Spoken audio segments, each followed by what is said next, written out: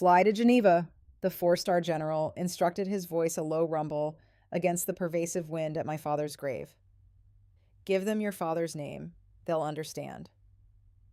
More than the words, I remembered the wind. It swept across Arlington National Cemetery with a primal possessive force, whipping the tiny American flags that stood sentinel beside countless white marble headstones. The vast, hallowed grounds offered little solace from its chill. Only two other figures were within my blurred vision: a distant groundskeeper, a tiny speck against the rolling green, and the general, a statuesque presence before me, his eyes unwavering, his message delivered with a precision that ensured only I would hear. My father had been laid to rest a mere 30 minutes prior. There was no grand procession of mourners stretching into the distance, no meticulously folded program detailing a life's achievements, no somber slideshow of medals and commendations. Just me, the flag now folded with impeccable care, and the stark reality of a name chiseled into cold marble. My dad was, I knew, a retired Navy SEAL, though that fact had always been just a quiet footnote in our lives. There were no medals proudly displayed on our living room wall, no thrilling tales of combat echoing through our home. He lived a life cloaked in quietude and departed it in much the same manner. Averse to any form of attention, he never spoke of his service. Growing up in the unassuming streets of Norfolk, Virginia, I hadn't even grasped the true nature of his past until I was nearly 20. While other kids boasted of their father's promotions or lavish retirement parties, mine was simply the man who meticulously mended our fence, settled his bills with unwavering punctuality, and consumed his coffee at precisely 6 a.m. every single morning. His routine was his armor, his silence, his sanctuary. After retirement, he took a part-time job at a local marine supply store. I recall him remarking with a wry, almost imperceptible smirk that he liked the smell of rope and salt. It was a mundane pleasure for a man whose past was anything but. He never not once offered a single anecdote about combat or the crucible of war. His passing was abrupt, a sudden, merciless heart attack in his own kitchen. A neighbor, noticing 2 days of unanswered knocks, found him.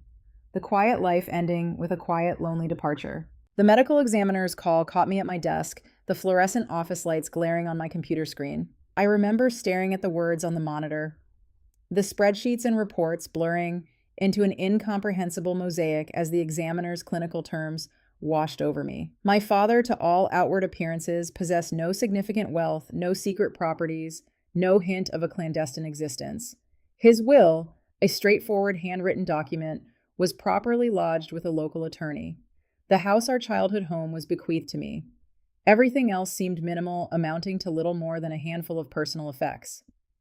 Even before I had completed the somber arrangements for the funeral, my older brother Daniel called. "Guess that's it, huh?" He said it with a distinct lack of genuine grief, more like a summation of accounts. Dad never had much. There was something in his tone that gnawed at me, not sorrow, but a calculating assessment, an almost eager closure. It wasn't until the graveside service concluded, the chaplain's final blessings dissolving into the crisp air, and the sharp, echoing rifle volley reverberated through the rows of white stones, that a peculiar sense of finality, of something clean, settled within me. I was preparing to leave, ready to retreat into my grief, when I first saw him.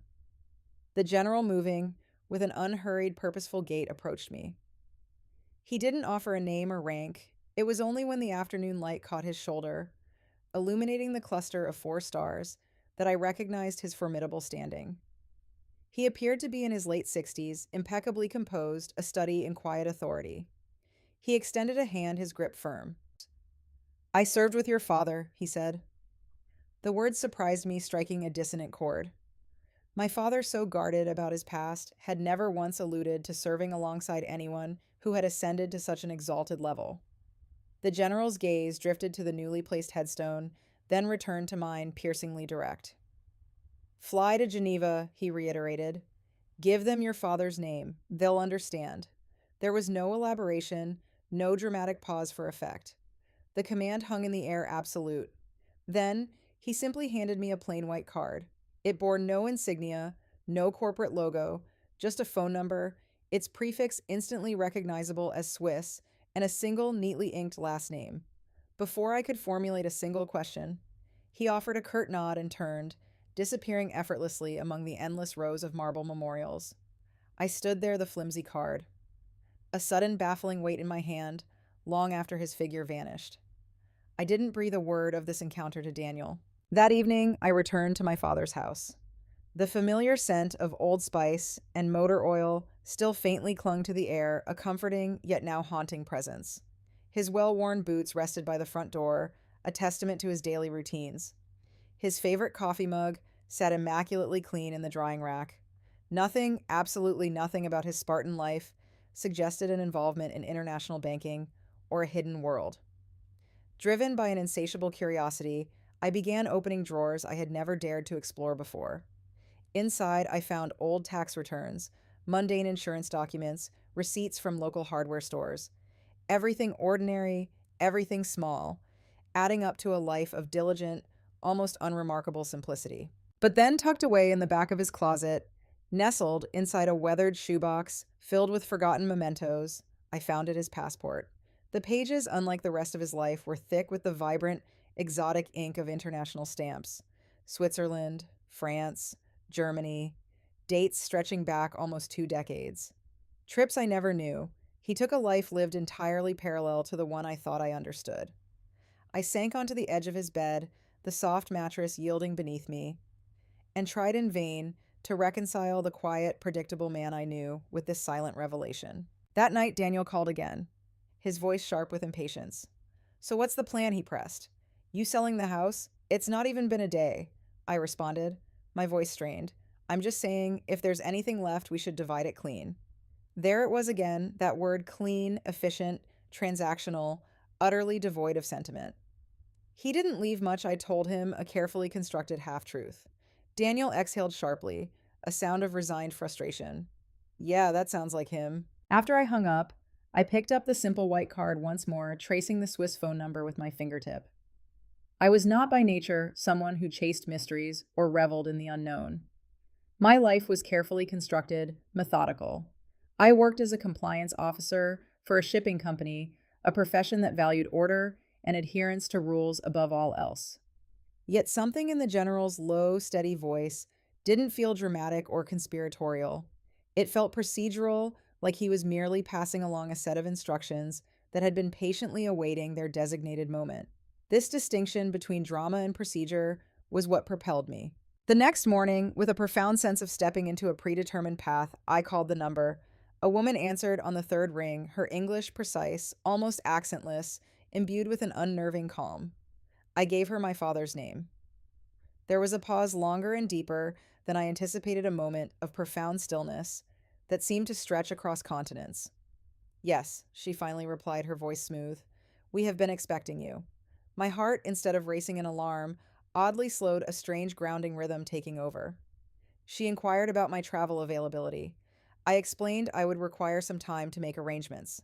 "That is understandable," she said without a hint of impatience. "When you arrive, please bring identification and a copy of the death certificate."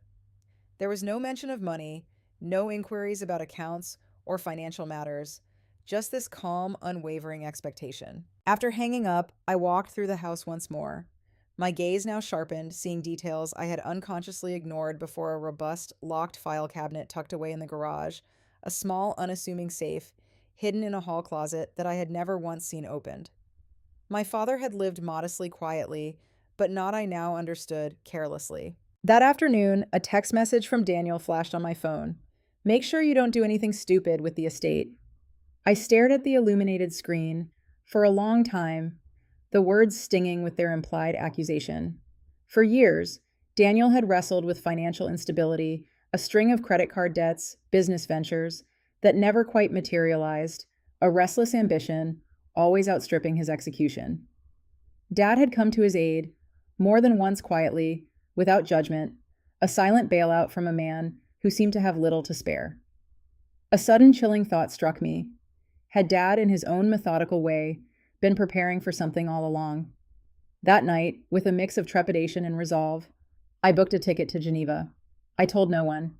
As the confirmation email solidified in my inbox, a crucial realization bloomed within me. My father had not died with nothing. He had died with instructions. And for the first time in my life, I felt an almost sacred sense of stepping into a hidden dimension of him, a part he had meticulously shielded from everyone, even from me. To keep Daniel at bay, I explained that I was meeting with Dad's attorney to wrap up paperwork, a vague but effective enough explanation to buy me a few days of peace. Daniel lived 2 counties away near Richmond and rarely made the drive down to Norfolk unless he perceived a direct, tangible benefit. Yet the morning before my departure for Geneva, he arrived anyway unbidden. He didn't knock with his usual boisterous insistence. Instead, he tapped twice, a perfunctory gesture, then let himself in as if the house already belonged to him, his rightful inheritance. He surveyed the living room with a critical, almost proprietary gaze, as if taking inventory. Place looks smaller, he observed, running a hand across the mantel where no metals had ever resided. It's the same size. I countered, my voice flat. Hard to believe this is it. That's what you keep saying. I sighed. He turned his eyes fixed on mine, a simmering demand in their depths. I just don't want you making decisions without me. It was Dad's will, I reminded him, not mine. He laughed, a light, dismissive sound. Yeah, and Dad always did things his own way. There was resentment in his voice, not loud or explosive, but a deep-seated bitterness settled there like an old, worn-in garment. We sat at the kitchen table, the very spot where Dad had meticulously completed his crossword puzzles every Sunday morning. Daniel leaned back in his chair, a familiar posture of casual entitlement. You know he loaned me money? He began almost accusingly. I know, I said, my voice quiet. More than once. I know that too. Daniel rubbed his face, a weary gesture. He said it wasn't a big deal, said I'd figure things out. You didn't? I stated, the words landing harder than I intended, an undeniable truth echoing in the quiet kitchen. He stiffened, his jaw tightening. Easy for you to judge, he retorted. You always played it safe. Perhaps I had. I clung to a steady job, meticulously paid my mortgage on time, and never chased fleeting investments, or opened restaurants on a whim, or bought boats I couldn't afford. Those were Daniel's follies. Dad loved you. I offered a desperate attempt to bridge the chasm between us. He respected you. Daniel corrected, his voice sharp. There's a difference. The comment, a subtle jab, steeped in years of perceived slights, lingered long after he finally departed. That afternoon, I packed one small, nondescript suitcase. Into my carry-on, I carefully tucked my father's passport, the death certificate, and my own identification. A strange intuition, almost a certainty, told me that whatever I was walking into it wouldn't be a gleaming vault overflowing with gold bars. My father simply hadn't lived that kind of life. His austerity was too ingrained, too authentic. The flight itself was long, quiet, offering ample time for reflection. My thoughts drifted back to the years after Mom died, the slow, agonizing erosion of our family unit. Daniel, restless and seeking, had drifted away. First his visits growing sparser, his calls more perfunctory. I, however, had stayed. I made it a point to visit every Sunday, bringing groceries, listening patiently, as Dad spoke of fishing and the changing weather, and often nothing at all. Never once in all those quiet conversations had he mentioned Switzerland. Landing in Geneva, there was no sense of opulent glamour. Instead, it exuded a pervasive sense of clean efficiency, a hushed, dignified quietude, all its own. The cab driver spoke little English, his sparse directions barely necessary as the city unfolded in narrow, tidy streets. The iconic lake, famous for its beauty, looked a muted gray under the winter sky, its vastness mirroring the unknown I was about to confront. The bank building, when we finally reached it, was strikingly understated. No flashy signs, no ostentatious displays, just stoic stone and glass. Inside, everything moved with a deliberate, almost reverential pace. I approached the reception desk, and my voice, a little unsteady, gave my father's name. The woman behind the desk, her expression impassive, showed no outward reaction, but she picked up her phone and made a discreet call. Within minutes, a man in a dark, impeccably tailored suit approached me. Miss Turner, he inquired, his voice soft but authoritative. Yes, I replied. Please come with me. We walked down a long corridor that smelled faintly of polished wood, a subtle, elegant aroma. There were no grand marble statues, no imposing security gates, just a series of closed doors, and an omnipresent quiet that seemed to absorb all sound. He led me into a private office, closing the heavy door gently behind us, creating a cocoon of hushed intimacy. I am very sorry for your loss, he began, his voice sincere. Your father was a disciplined man. That word disciplined resonated, catching my immediate attention. You knew him? I asked, surprised. In a professional sense, he replied, offering a slight deferential nod. He opened a folder, its contents revealing meticulously arranged documents. My father's unmistakable signature appeared on several pages dated over 2 decades ago. He established a trust here in 2002. The man explained, his finger tracing a line on one of the documents. It has been maintained with consistent contributions ever since. I stared at the numbers printed neatly on the page.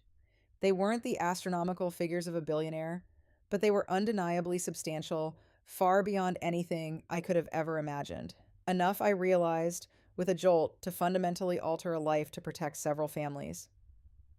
This can't be right, I whispered, my voice barely audible. It is correct, he assured me, his tone unwavering. What was it for? I pressed, my mind reeling. The banker folded his hands on the desk, his gaze steady. Your father designated this trust to support a specific group of individuals, former service members, those with certain medical needs, and family assistance in cases of significant hardship. I leaned back slowly in my chair, the plush leather offering little comfort against the shock. He never said anything, I murmured, the weight of his secret pressing down on me. He would not have the banker affirmed.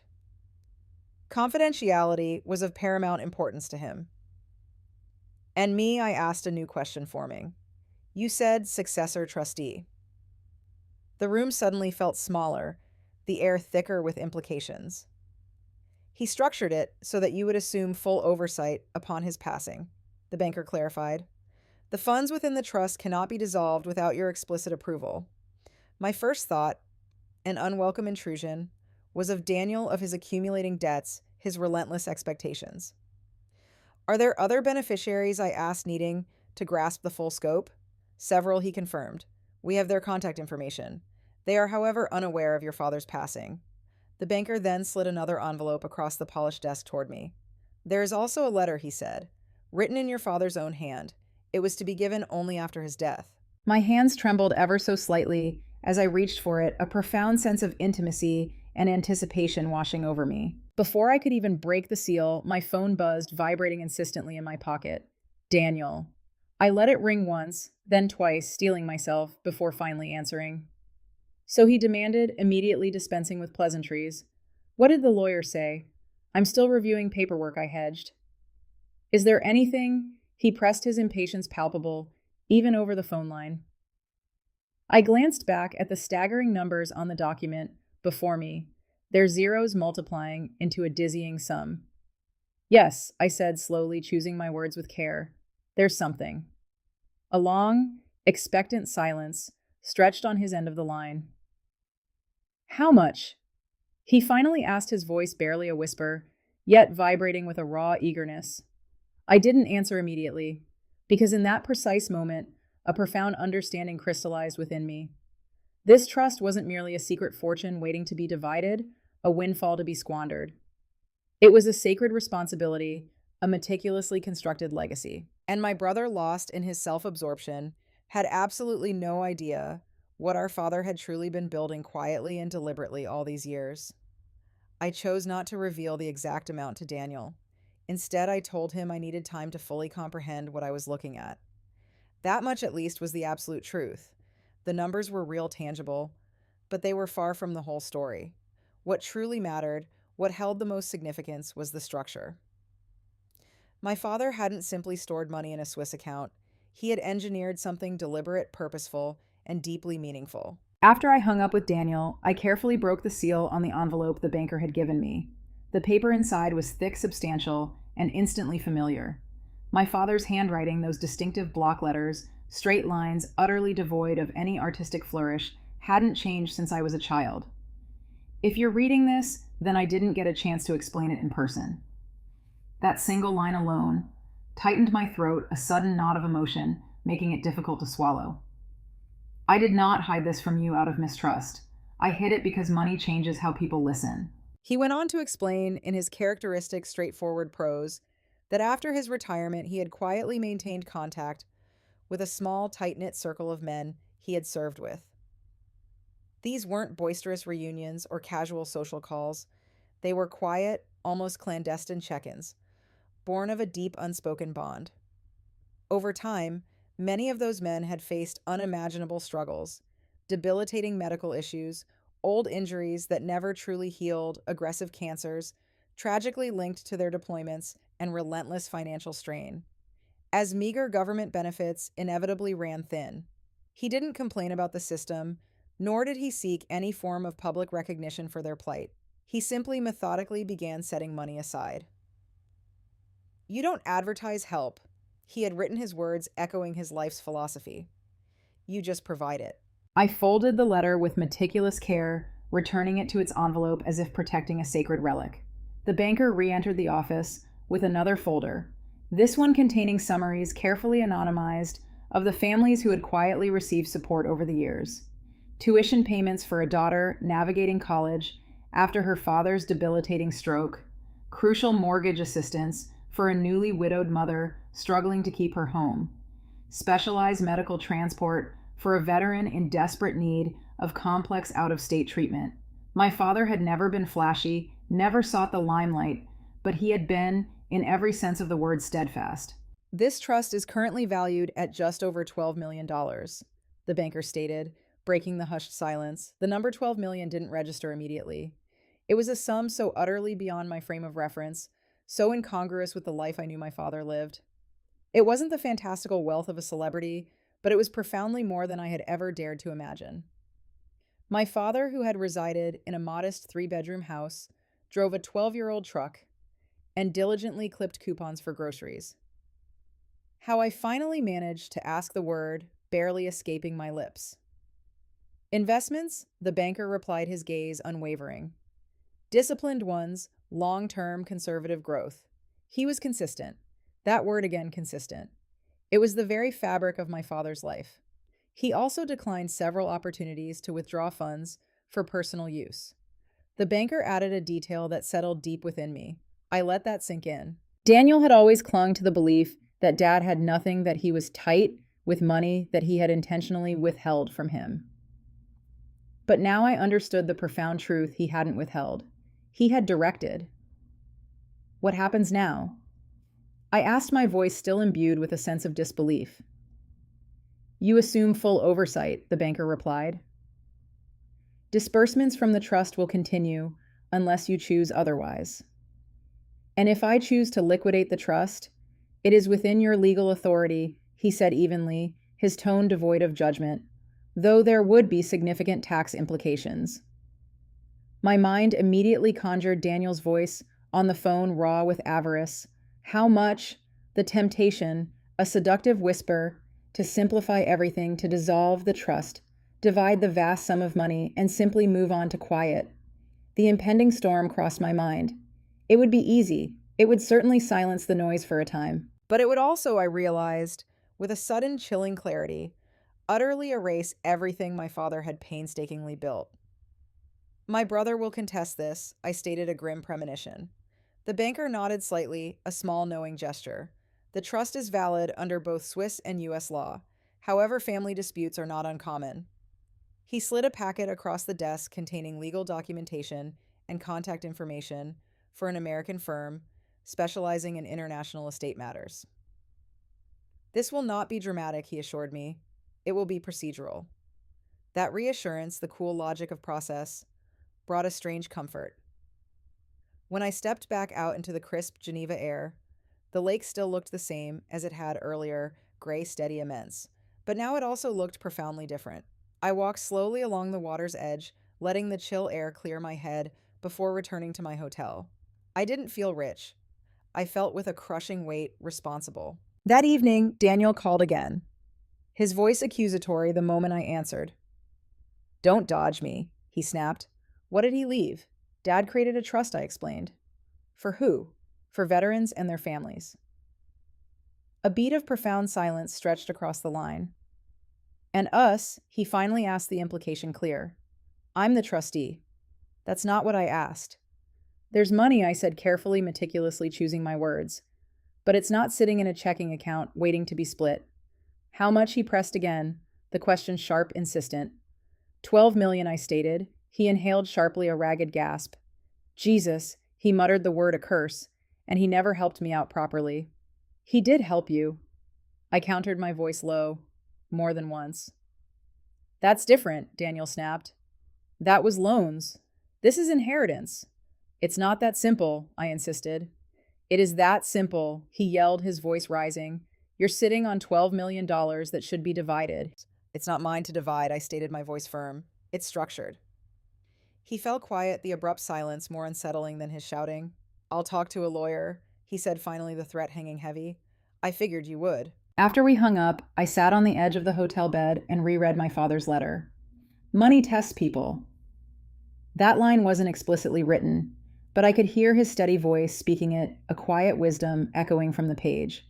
For years, Daniel had harbored the belief that Dad favored me.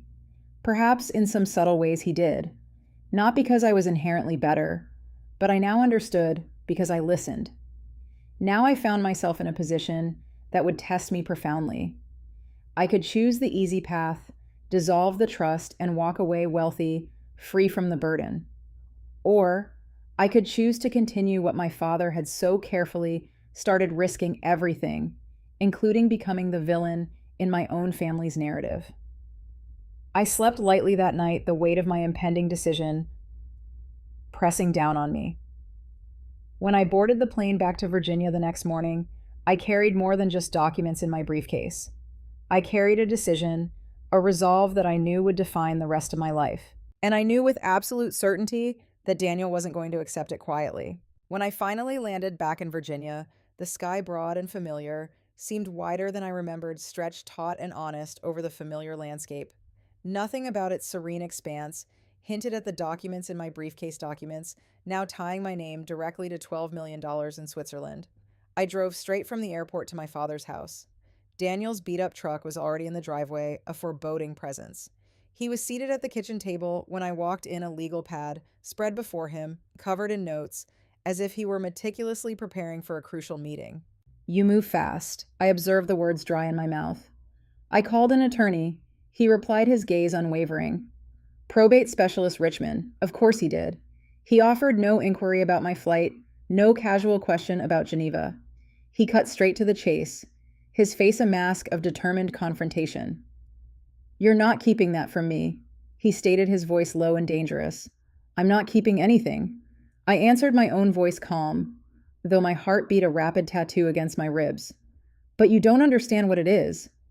Then explain it. I placed the folder on the table, opened it, but didn't hand it to him. Instead, I walked him through the contents, just as the banker had walked me through them in Geneva.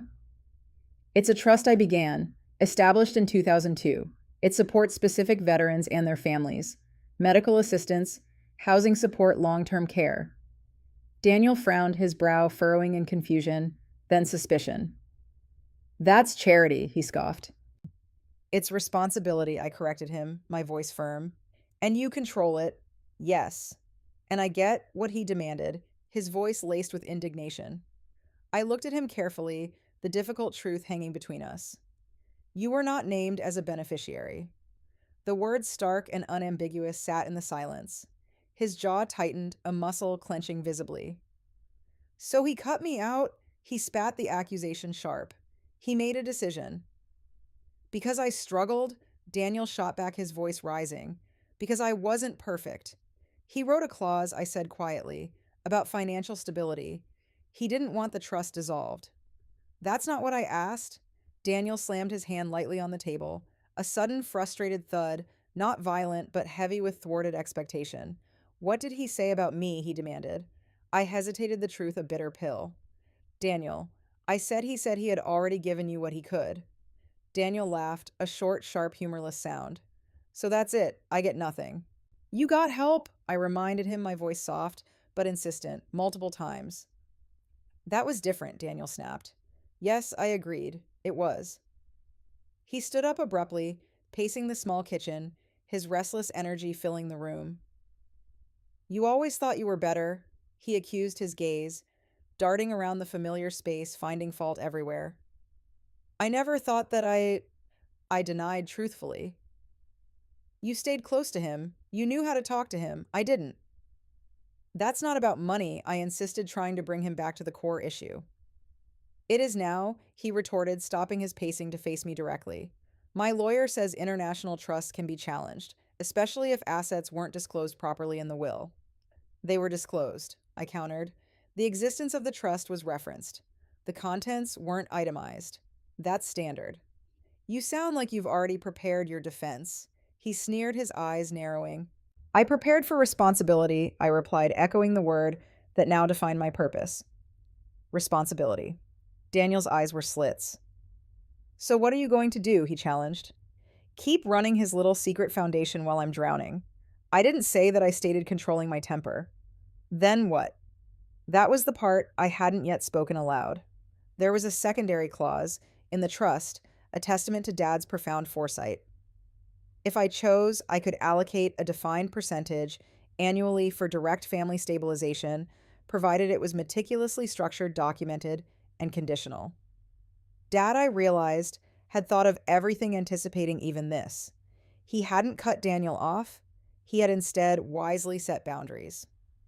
I can create a structured support plan, I explained carefully, choosing my words with precision. Debt counseling, financial oversight, controlled distributions tied to accountability. Daniel stared at me, his expression twisting into one of utter insult, as if I had just slapped him. You want to manage me? He seethed. I want to protect what Dad built. I stated, my resolve hardening. You think I'll agree to that? He challenged, his voice laced with contempt. No, I said honestly, meeting his gaze. I think you'll fight it. And you're okay with that? No, I admitted. But I'm not dissolving the trust. The kitchen fell silent, the air thick with unspoken words. Outside, a neighbor's dog barked, once a solitary sound, then ceased. Daniel picked up his jacket, his movement stiff with controlled rage. You're choosing strangers over your own brother, he accused, his voice low and laced with betrayal. I'm choosing what Dad intended, I replied, my voice steady, despite the ache in my chest. He looked at me for a long, painful moment. There was palpable anger in his eyes, but underneath it, something else flickered, hurt, old, festering hurt. You always wanted his approval, he said, a final poisoned arrow. No, I answered, meeting his gaze squarely. I wanted his trust. Daniel left then, walking out without slamming the door, a small mercy. That night I sat alone at the kitchen table, the silence of the house pressing in around me, and reread the trust documents. Dad hadn't drafted them in emotional language. Everything was measured, structured, predictable. He had, I now understood with a profound certainty, known this moment would come. He had known with a deep and quiet wisdom that money would test us all. The very next morning, a notice arrived from Daniel's attorney, a formal request for full disclosure of the trust, citing potential undue influence and a lack of transparency. It had begun. Not a dramatic courtroom battle, no shouting headlines, just the cold, impersonal march of paperwork. Procedure. I hired an older attorney in Norfolk named Thomas Reeves. He was a man with distinguished gray hair, a Navy veteran himself, and a voice that exuded calm authority. He reviewed everything meticulously, his experienced eyes scanning every clause, every signature. This is solid, he pronounced, leaning back in his chair. Your father was thorough. He expected this, I replied, a chilling certainty in my voice. Thomas nodded slowly, his gaze thoughtful. Families don't fall apart over money. He observed, his voice tinged with the weariness of long experience. Money just reveals what was already there. I pondered his words long after I left his office. Daniel wasn't evil, not in a cartoonishly greedy sense. He was, I understood, deeply resentful. And resentment mixed with the dazzling potential of $12 million was indeed a dangerous thing. I drove back to Dad's house that evening and stood in the living room, a room where the walls had always remained bare of any military honors. He had lived a life defined by its quietude. Now his quiet life was suddenly making a deafening noise, and I was the one who had to decide how loud it would get. Daniel filed his petition within 3 weeks. It was as Thomas had predicted, devoid of public drama. There was no shouting on the courthouse steps, no media frenzy, just a formal petition, lodged in the Circuit Court of Norfolk, challenging the validity of the trust and questioning whether Dad had properly disclosed his foreign holdings. Undue influence, lack of transparency, failure to provide equal distribution to heirs. The sterile language of the law had a way of reducing the intricate tapestry of family into cold, abstract categories. Thomas Reeves called me the morning the papers were served, his voice a steady anchor. "This is standard," he said calmly. "He's testing the structure." "Will it hold?" I asked, a tremor in my voice I couldn't entirely suppress. "Yes," Thomas affirmed. "If what you showed me is complete, it will hold. That word again, hold. A promise, a bulwark against the storm." The first hearing was purely procedural unfolding in a plain courtroom with beige walls and the relentless hum of fluorescent lights. There were no television cameras, no eager reporters, just a judge, two attorneys, a court clerk, and a handful of other individuals patiently awaiting their own cases to be called. Daniel sat at the opposite table, a tangible distance between us. He didn't look at me. At first, his gaze fixed somewhere beyond the judge. He simply looked, I observed with a pang of something akin to pity, tired. When our case was called, the judge adjusted her glasses, a small, almost imperceptible gesture, and began reviewing the filing. Daniel's attorney launched into his argument, asserting that the Swiss trust had been structured in a way that unfairly limited Daniel's access to what under Virginia law should have been considered marital property inheritance. Thomas responded steadily, his voice calm and authoritative. The trust predates any relevant claim.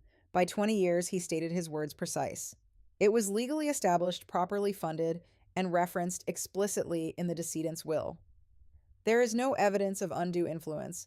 I listened to the words, the legal jargon washing over me, without allowing myself to react emotionally. This, I understood, wasn't a fight. It was, as the Swiss banker had so aptly put it, merely a procedure. It was an audit meticulously thorough, as if the legal system itself were trying to uncover some hidden anomaly in my father's carefully constructed world.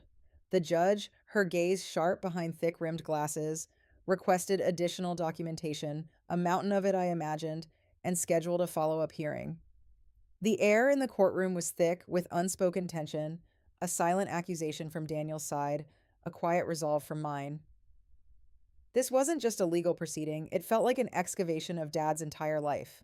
Outside the courtroom, the crisp autumn air did little to clear the lingering resentment.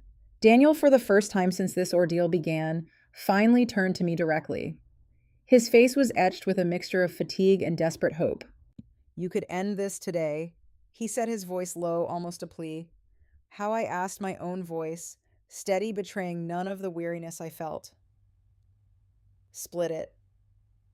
"It's not mine to split." "It's $12 million. He pressed the figure, hanging in the air, like a siren's call. "Nobody would know." "That's not true," I replied, meeting his gaze unflinchingly. "Dad would know."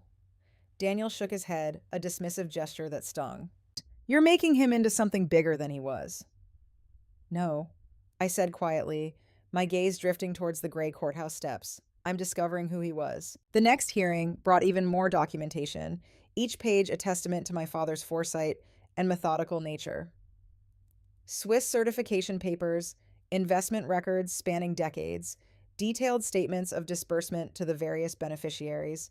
Everything was immaculately clean, everything consistent.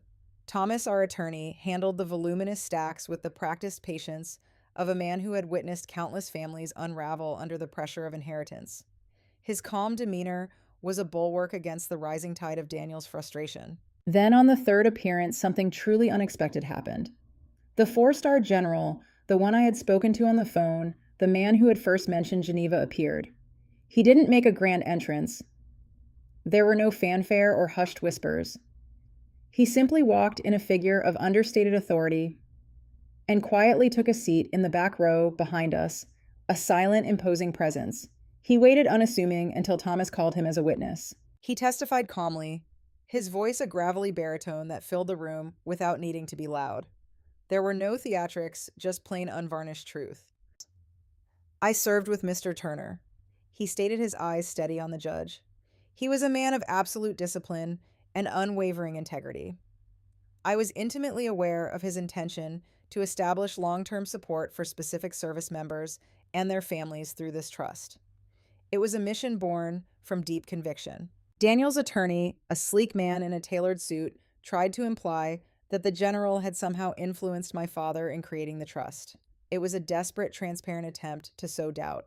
The general didn't raise his voice, didn't even flinch. No one influenced him, he said, a quiet power in his words. If anything, he influenced others. There was a subtle, almost imperceptible shift in the room after that.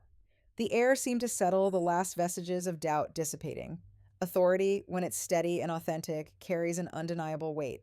After the testimony, the judge recessed briefly, her expression unreadable. When she returned, her ruling was measured, devoid of any emotional flourish, yet utterly conclusive. The trust is valid, she stated, her voice clear and firm. It predates any alleged conflict. There is no evidence of undue influence. The petitioner's claim is dismissed. Just like that. No dramatic gavel slam, no triumphant applause, simply dismissed. The word hung in the air, a quiet pronouncement of an ending. Outside the courthouse, the setting sun cast long shadows. Daniel didn't speak to me at first. He stood beside his beat-up truck, staring at the pavement, his shoulders slumped in defeat. The silence stretched heavy and uncomfortable. "You really weren't going to bend," he said, finally, his voice flat. "No." I replied, the words leaving my mouth with a weariness that surprised me. "You'd rather let me lose publicly. I didn't make you file this suit." He looked up at me then, and for the first time, the anger that had defined his expression for months seemed thinner, replaced by a deep-seated hurt. "He never trusted me," he said quietly, almost to himself. "That's not what this was about," I countered, though, even as I said it, I knew it wasn't entirely true. "It feels like it." I didn't argue, because in some ways he was right. Dad had trusted me with oversight, with the meticulous details of his legacy. That didn't mean he didn't love Daniel, but trust and love are not always distributed in the same way, nor for the same reasons. "I'm not your enemy," I said, trying to soften the blow of his loss. Daniel gave a tired, bitter half smile. "Feels like you are." He climbed into his truck and drove off before I could respond, leaving me alone with the weight of responsibility and the quiet echoes of his accusation. That night, alone in Dad's house, I returned to a task I had set aside. I went to the hallway closet and opened the small safe I had found tucked away behind a stack of old linens. I'd located the combination earlier, scribbled on a loose page, in one of Dad's worn leather notebooks. Inside, there were only 3 things: a neatly folded American flag, crisp from a ceremony years ago, a faded photograph of Dad with 3 other men, none of them in uniform, their faces bearing the shared experience of some unspoken history, and a small handwritten note in his distinctive, precise script. 2 words, nothing more. Steady wins. That was all. No grand speeches, no instructions for revenge, no detailed directives for the future. Just that single, profound truth. Daniel had indeed lost the case publicly, but more than that, he had lost the illusion that Dad's quiet life had meant a small life. He had underestimated the meticulousness, the sheer scale of my father's purpose. The trust remained intact, a testament to Dad's vision. The beneficiaries would continue receiving their vital support, and I now had the full authority to shape how the family portion of it would be handled. Winning in court, however, felt less satisfying than I had expected. It didn't feel like a victory parade. It felt like a responsibility, confirmed a quiet burden settled upon my shoulders. And responsibility, I was learning, isn't loud. It's steady. Winning in court didn't fix anything between Daniel and me. It only settled the paperwork. For a week after the ruling, Daniel didn't call. No texts, no emails, just an impenetrable silence that hung between us. Life, however, moved forward as it always does. I continued working with the Swiss office, ensuring the next round of disbursements, went out on schedule medical bills, paid tuition payments, made mortgage assistance provided. Dad's quiet legacy continued to ripple outwards, supporting lives. But something in me kept returning to one line in his initial letter: "You don't advertise help, you just provide it." Daniel wasn't one of the named beneficiaries, but he wasn't excluded from humanity either. He was still my brother. One Thursday afternoon, I drove to Richmond. His townhouse looked exactly the same as always. The grass slightly too long, the porch light burned out. His truck, still reliable despite its age, sat in the driveway. He opened the door slowly when I knocked his face a mask of surprise, then resignation. "I figured you'd come eventually," he said, stepping aside to let me in. "Can I come in?" The place smelled like stale coffee. An old carpet, a familiar scent from childhood visits. Bills, a towering stack of them, were piled precariously on the kitchen counter. I didn't comment. We sat at his small scarred dining table, the silence punctuated only by the distant hum of traffic. I'm not here to argue, I stated, breaking the quiet. Then why are you here? Because this isn't about winning. He gave a faint, skeptical smile, a flicker of his old self. Feels like it was. I'm not dissolving the trust, I said firmly. That part is final. But Dad built a provision for family stabilization, structured, controlled, accountable. Daniel leaned back in his chair. His eyes narrowed, a flicker of wary interest. So what does that mean for me? I explained it calmly, laying out the terms. It meant I could allocate funds annually, but only if he agreed to financial counseling and oversight. His jaw tightened instantly. You want to monitor my spending.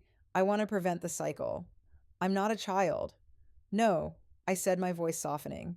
You're my brother. The room went quiet again, the weight of that word hanging between us. I continued pulling a stack of neatly organized papers from my bag. I reviewed Dad's records. He paid off your credit cards twice, covered your business loan, once helped with the down payment on this place. Daniel looked away, his gaze fixed on some point beyond my shoulder. He never made me feel small about it, he said, his voice barely a whisper. I'm not trying to. Then why the conditions? Because he believed in boundaries, I said. So do I. Daniel stared at the table, running a finger along a faint scratch in the wood. You think I can't manage money? He finally asked, his voice laced with defensiveness. I think you haven't yet, I replied. It wasn't cruel. It was factual. He exhaled slowly, a long, drawn-out sigh. I wanted him to be proud of me, he said quietly, his gaze still averted. I know I said my own voice gentle. He never said it. He didn't say it to me either. He showed it.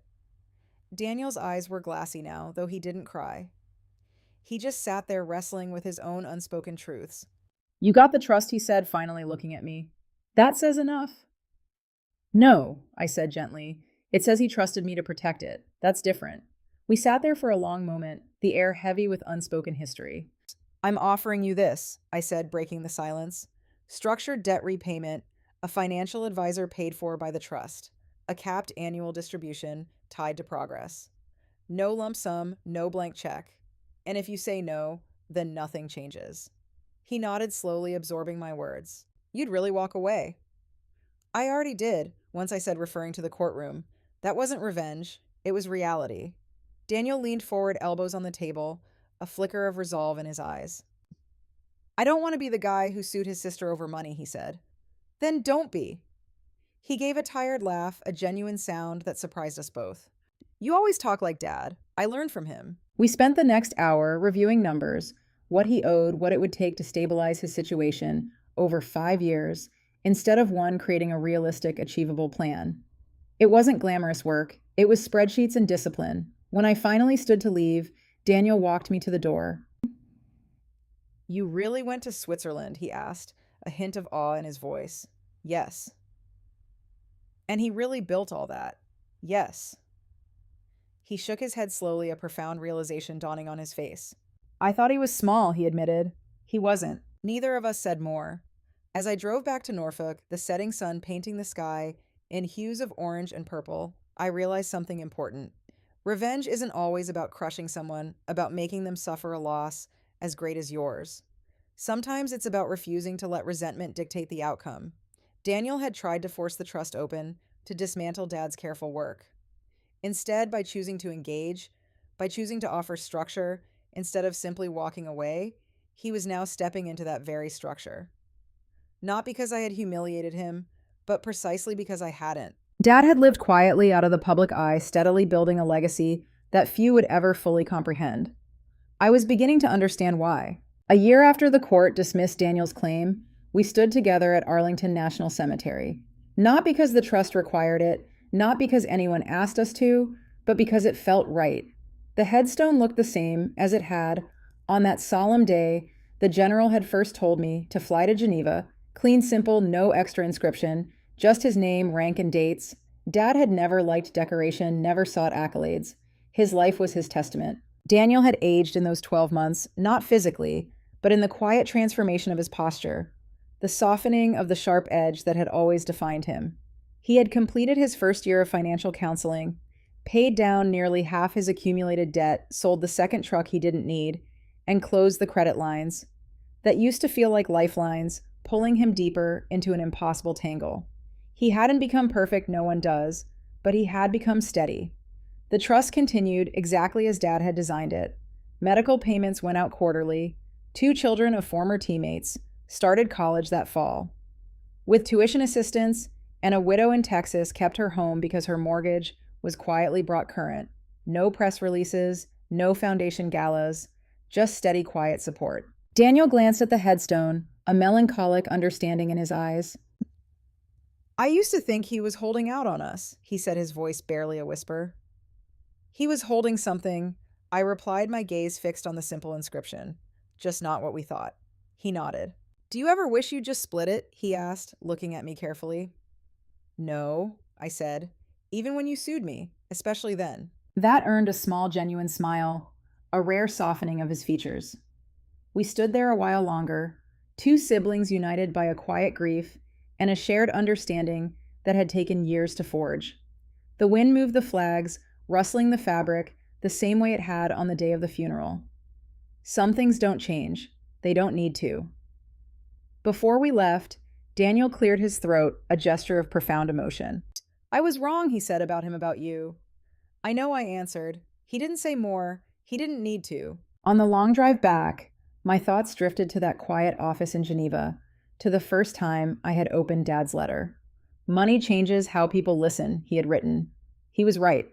For a few tumultuous months, Daniel, and if I'm honest, even I only heard numbers. 12 million. It can make your pulse quicken, your vision narrow. But over time, that imposing number had faded into the background. What remained was structure, responsibility, legacy.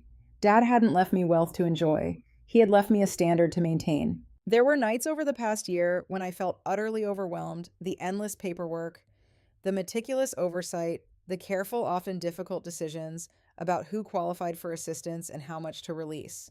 But every time, I felt tempted to simplify it, to sell assets, reduce the complexity, turn it into something easier. I thought about the way he lived. No medals on the wall, no grand stories told in public, just steady. Daniel now meets with his financial advisor once a month. He sends me updates voluntarily, not because I demand them, but because he chooses to. We still disagree sometimes. We still have history between us. But we no longer have resentment sitting at the center of the table. The trust will continue long after I'm gone. It's structured that way. The Swiss office has succession protocols, legal safeguards, layers of review. Dad thought in decades, not months. That's something I didn't understand when I was younger, when I used to think loud success mattered more, bigger houses, faster promotions, public recognition. Now I see it differently. Steady wins. If you've ever sat at a kitchen table, after a funeral, sifting through the remnants of a life, and wondered what someone really left behind, you know what I mean? It's rarely just money. It's patterns. It's discipline. It's the example you choose to follow or reject. My father was a retired Navy SEAL. No medals on the wall, no stories that he ever shared. He lived quiet, died the same way, but he didn't leave quietly. He left instructions, and he trusted me to follow them. If this story made you think about someone in your own life, someone who lived steady instead of loud, take a moment today to honor that. Call them if you can forgive them, if you need to learn from them while there's still time. And if you believe strength doesn't have to shout to matter, I hope you'll stay with this channel. Share your thoughts below. Tell me what steady has meant in your life. Because sometimes the greatest legacy isn't what you inherit, it's who you become.